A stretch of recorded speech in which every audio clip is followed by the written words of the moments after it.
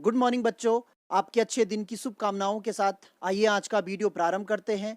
आज मैं आपको प्रकाश के परावर्तन के बारे में पढ़ाने वाला हूं। इस वीडियो के अंतर्गत हम एक प्रयोग विधि का प्रयोग करके प्रकाश के परावर्तन के बारे में समझेंगे। इसमें मैं जो प्रयोग करने वाला हूं उसे मैं 3 चरणों में आपको बताने वाला हूं। पहला चरण होगा जिसमें हम यह सिद्ध करने की कोशिश करेंगे कि जो प्रकाश है वह ऊर्जा का एक रूप है।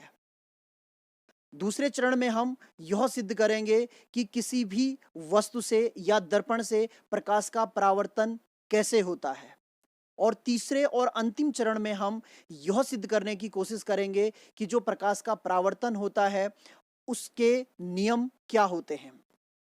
तो आइए, आज का जो वीडियो है वो बहुत इंटरेस्टिंग होने वाला है। तो देखते हैं किस तरीके से हम ये सारी चीज़ें आज प्रूव करने वाले हैं। सर्वप्रथम यह प्रश्न आता है कि ऊर्जा क्या है। तो ऊर्जा को समझने के लिए आइए एक छोटा सा एग्जाम्पल देखते हैं जो कि हमारी डेली लाइफ से रिलेटेड है।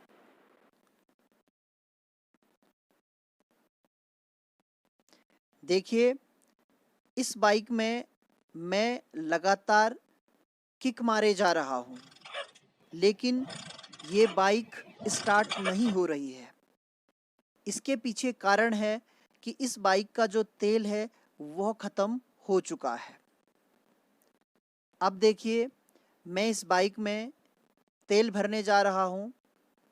आप देख सकते हैं मैं इसमें तेल भर रहा हूँ। अब देखिए, मैंने इसमें तेल भर लिया है। उसके पश्चात मैं बाइक ऑन करता हूँ और देखिए, एक ही किक में बाइक स्टार्ट हो गई। एक बाइक में जब हम पेट्रोल भरते हैं उसके पश्चात वह बाइक जब चलने लगती है तो वो कार्य कर रही होती है। कोई भी मशीन है जब वह चलती है या कुछ और करती है तो उसे हम कार्य कहते हैं। तो वो जो भी संसाधन हैं या वे भौतिक राशियाँ जो कार्य करने की क्षमता रखती हैं या कार्य करने में सहायक होती हैं, उन्हें हम ऊर्जा का रूप कहते हैं या ऊर्जा कहते हैं। तो ऊर्जा का अर्थ हुआ जिस वस्तु में या जिस भौतिक राशि में कार्य करने की क्षमता हो उसे ऊर्जा कहा जाता है। ठीक इसी प्रकार हम आज प्रकाश ऊर्जा का एक रूप है उसको भी समझने की कोशिश करेंगे। हम एक छोटा सा प्रयोग करेंगे। आप खुद अनुभव करेंगे कि बिना प्रकाश के हम कार्य करने में सक्षम नहीं हैं। यदि प्रकाश होता है तो हम कार्य कर सकते हैं, यदि नहीं होता है तो हम कार्य नहीं कर सकते हैं। अर्थात प्रकाश कार्य करने में सहायक होता है, इसलिए वह ऊर्जा का एक रूप है। अभी मैं इस बुक को आसानी के साथ पढ़ सकता हूँ क्योंकि प्रकाश की उपस्थिति में मुझे सब कुछ दिख रहा है। तो जो मेरी पढ़ाई है उसे मैं बहुत अच्छे तरीके से कर सकता हूँ। लेकिन आगे देखिए अब क्या होता है। देखिए, पूरा अंधेरा हो चुका है और मुझे कहीं कुछ भी नहीं दिख रहा है। तो अब मैं उस बुक को नहीं पढ़ सकता हूँ जिसे कि मैं थोड़ा देर पहले पढ़ पा रहा था।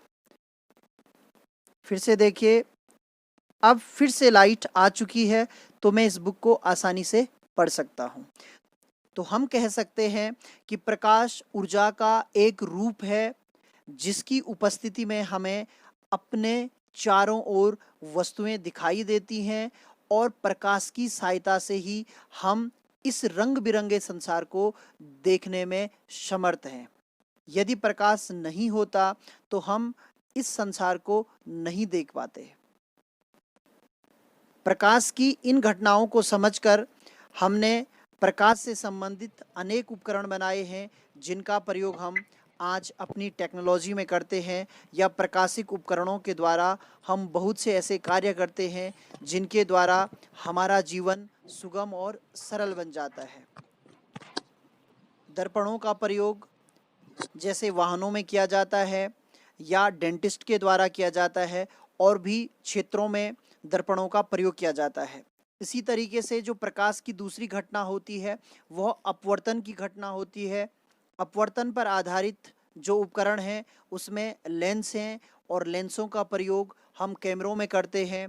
माइक्रोस्कोप, टेलीस्कोप आदि उपकरणों में लेंसों का प्रयोग किया जाता है और जीवन के और भी क्षेत्रों में इन लेंसों के द्वारा हम अनेक प्रकार के उपकरण बनाते हैं। प्रकाश के परावर्तन की घटना को समझने के लिए मैंने एक दर्पण लिया हुआ है। आप गौर से देखिए, अभी इस दर्पण में आपको कुछ भी नहीं दिख रहा है, लेकिन अब देखिए, ये देखिए जो कैमरे की फ्लैश लाइट है वो इस दर्पण के द्वारा दिख रही है। इसका अर्थ ये हुआ कि इसने उस प्रकाश को परावर्तित कर दिया है।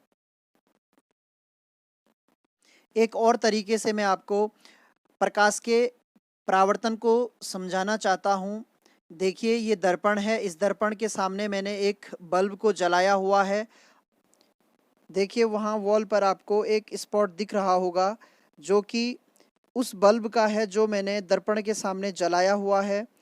तो जब दर्पण पर इस बल्ब की लाइट पड़ती है तो वह टकराकर उस वॉल तक जा रही है। डायरेक्ट वो प्रकाश उस वॉल पर नहीं जा रहा है बल्कि दर्पण से टकरा कर जा रहा है। ये देखिए, ये दर्पण के सामने मैंने इसको किया हुआ है और वहाँ देखिए आपको वॉल पर उसका स्पॉट दिख रहा है। तो कहीं ना कहीं इस दर्पण के द्वारा वो प्रकाश टकराकर उस वॉल तक जा रहा है। प्रकाश की वह घटना जिसमें प्रकाश वस्तुओं के तल से टकराकर या दर्पण से टकराकर उसी माध्यम में वापस आ जाता है, उसे प्रकाश का परावर्तन कहा जाता है। अब जो प्रकाश के परावर्तन के नियम हैं उन नियमों को भी हम एक प्रयोग के द्वारा समझने की कोशिश करेंगे।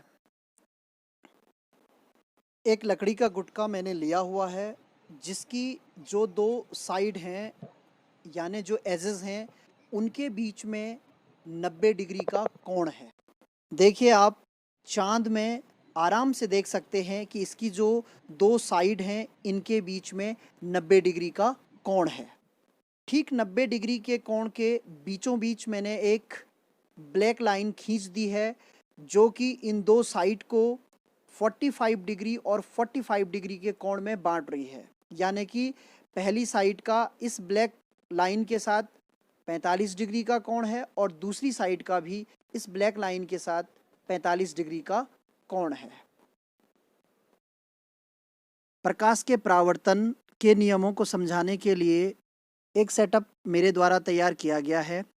इसमें लगभग ये जो गुटका लिया गया है इसमें ये दोनों जो साइड हैं एक दूसरे से 90 डिग्री के एंगल पर हैं और जो ये काली लाइन मैंने खींची हुई है लगभग ये 45 डिग्री के एंगल पे और ये वाली साइड भी 45 डिग्री के एंगल पर है।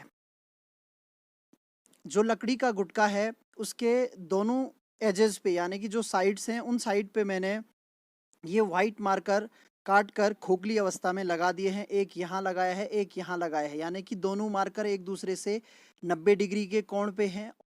इस ब्लैक लाइन से इन दोनों मार्कर के जो एंगल होंगे वो 45 डिग्री और 45 डिग्री के होंगे। और नीचे देखिए एक मैंने मिरर रखा हुआ है जिससे मैं आपको रिफ्लेक्शन की जो घटना होती है उसे दिखाने वाला हूँ। यानी कि जो प्रकाश का परावर्तन होता है उसके लिए घर में ही एक उपकरण तैयार कर लिया है कि इस घटना को किस तरीके से हम समझ सकते हैं। प्रकाश के परावर्तन को दिखाने के लिए इस तरीके से मैंने व्यवस्था बनाई हुई है।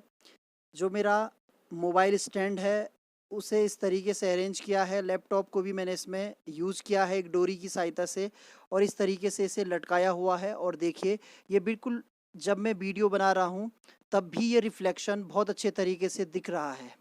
यानी कि अगर इसमें प्रकाश ना भी दिखाऊं तो इस तरीके से भी आप समझ सकते हैं कि बिल्कुल इस तरीके से प्रकाश का परावर्तन होता है। कहीं ना कहीं मिरर में प्रकाश परावर्तन की घटना आपको दिख रही है। तो यहाँ पर मैं आपको परावर्तन की घटना को दिखाने वाला हूँ। यदि एक मार्कर से मैं लाइट इसमें डालता हूँ और दूसरे से लाइट बाहर निकल जाती है तो इसका अर्थ ये हुआ कि लाइट जो अभिलंब से 45 डिग्री के कोण पर आपतित हो रही थी, वह 45 डिग्री के कोण पर परावर्तित भी हो जाती है। तो आइए इसे समझने के लिए सबसे पहले हम लाइट को ऑफ करते हैं। लाइट्स मैंने ऑफ कर दी है ताकि आप रिफ्लेक्शन को अच्छे तरीके से समझ सकें। यहाँ पर लेज़र उपलब्ध ना होने के कारण मैंने इस तरीके की व्यवस्था बनाई है। हालांकि इसमें बहुत अच्छा रिफ्लेक्शन हमें नहीं प्राप्त होगा, क्योंकि ये लाइट जो है वो डाइवर्ज हो रही है, फैल रही है। फिर भी कोशिश करते हैं। ये देखिए, इसके अंदर मैंने इसे डाल लिया है। पहला तो मैं यहाँ से आपको दिखाता हूँ। यहाँ देखिए, इससे पता आपको लग जाएगा कि इस वाले में आपको लाइट दिख रही है, यानी कि यहाँ से लाइट बाहर आ रही है। देखिए, इस लाइट को मैंने पहले मार्कर में डाल दिया है। उसके बाद इस दूसरे वाले मार्कर में देखते हैं कि इसमें लाइट है या नहीं। तो देखिए, इसमें ये लाइट हमें दिख रही है और बहुत तेज़ दिख रही है, यानी कि इससे पूरी की पूरी लाइट बाहर आ रही है। इसके अलावा आप यहाँ पर तरीके से देखिए, आपको इसमें देखिए बल्ब भी दिखेगा, कितनी तेज़ रोशनी है। इसका अर्थ ये हुआ कि इस वाले मार्कर से वो पूरी रोशनी बाहर आ रही है। उनका जो रेजुलेशन है वो बहुत अच्छा नहीं होता है। फिर भी मैं कोशिश करूँगा कि वॉल पर मैं आपको इसे दिखा पाऊँ। यदि आप देख पाएँ तो ये वॉल पर हल्की सी लाइट आपको दिख रही है।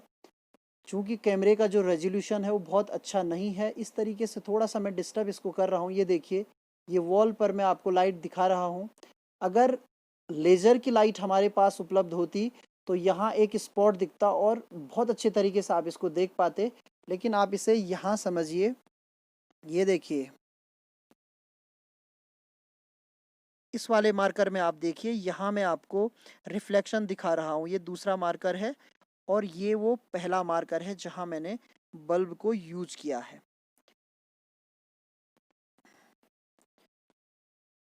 इस प्रयोग को दिखाने के पीछे मेरा जो उद्देश्य था वो यह था कि आप जो प्रावर्तन के नियम हैं उन्हें रटे नहीं बल्कि समझें। अभी हमने जो प्रयोग किया था उसके पश्चात निष्कर्ष इस तरीके से निकालते हैं। मान लीजिए इस पर आपतित किरण आ रही थी और ये अविलंब था, तो आपतित किरण और अविलंब के बीच यानी कि ये जो एंगल था ये 45 डिग्री का एंगल था। इसे हम आपतन कोण कहते हैं। उसके पश्चात हमने देखा कि यहाँ से जो आपतित किरण आई वह यहाँ पर टकराने के पश्चात, यानी कि जो ये बिंदु है, मैं इस तरीके से आपको दिखाना चाहूँगा। यहाँ पर जो बिंदु होगा, ठीक यहाँ पर, ये देखिए इसके नोक पर जो बिंदु होगा इसे हम आपतित बिंदु कहते हैं। आपतित बिंदु पर प्रकाश जो मिरर था यानी दर्पण था, उस दर्पण से टकराया और टकराने के पश्चात इस वाले व्हाइट मार्कर में चला गया था, यानी कि ये परावर्तित किरण थी। तो जो परावर्तित किरण है और जो अभिलंब है, इनके बीच जो कोण होगा, यानी कि इन दोनों के बीच का जो कोण है यह भी 45 डिग्री है, जो कि मैं आपको पहले ही बता चुका हूँ। ये 90 डिग्री मैंने आपको दिखाया था और ये लाइन खींचकर ये 45 डिग्री मैंने आपको दिखाया था। हमने अपने प्रयोग द्वारा यह सिद्ध कर लिया है कि परावर्तन की घटना में आपतन कोण का मान परावर्तन कोण के बराबर होता है। इस कोण को हम आई से दिखाते हैं और इस कोण को हम आर से दिखाते हैं। तो यहाँ पर एक फॉर्मूला आ जाता है, वो है angle I is equals to angle are.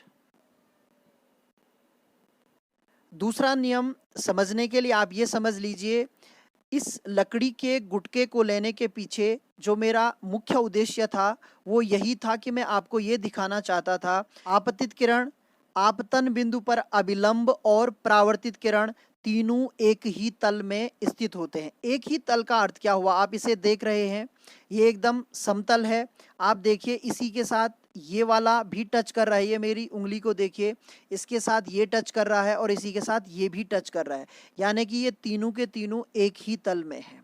तो ये परावर्तन का दूसरा नियम है, जिसमें ये कहा गया है कि आपतित किरण, परावर्तित किरण और आपतन बिंदु पर अभिलंब तीनों एक ही तल में स्थित होते हैं।